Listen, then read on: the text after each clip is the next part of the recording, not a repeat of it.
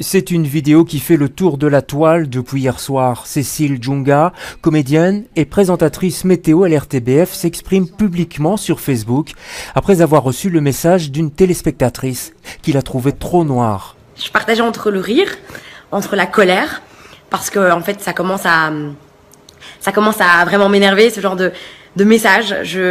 J'en reçois, ça ne s'arrête pas. Ça va faire 1 an que je fais ce métier maintenant et j'en ai marre en fait de recevoir des tonnes de messages racistes, des messages insultants. Donc ça commence à me mettre en colère vraiment et puis ça me touche. Suite à cette vidéo, la présentatrice a reçu de nombreux soutiens, notamment de la part de ses collègues de la télévision. Des agressions verbales et racistes, 2 employés de BX1 en ont fait aussi les frais. Shuna Lupomba a animé des émissions et présenté la météo il y a quelques années.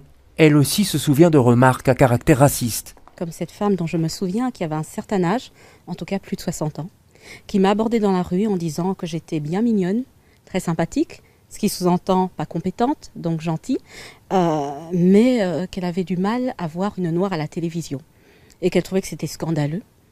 Et qu'à cette place-là, c'est une blanche qu'elle aurait souhaité voir. Ce harcèlement est assez général, mais évidemment particulièrement quand on n'est pas dans le standard ordinaire que certains voudraient être celui de la société, on est particulièrement exposé. C'est pas un métier facile parce que vous êtes une image, mais en même temps vous êtes un être humain et vous ressentez, vous souffrez de ces agressions. Ivoire de Rosen, elle aussi a présenté la météo.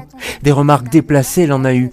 Mais elle évoque une autre forme de racisme dans les médias qui isole les personnes de couleur. En réalité, on peut le voir à travers la hiérarchie des postes où souvent c'est la météo, la fille de soleil, comme ça a été le cas pour moi alors que je suis anthroposociologue, le gars qui fait l'humour, les émissions culturelles. Et souvent, ces personnes sont écartées ou invisibilisées des postes liés à des prises de décision ou alors des postes dans les domaines économiques ou politiques.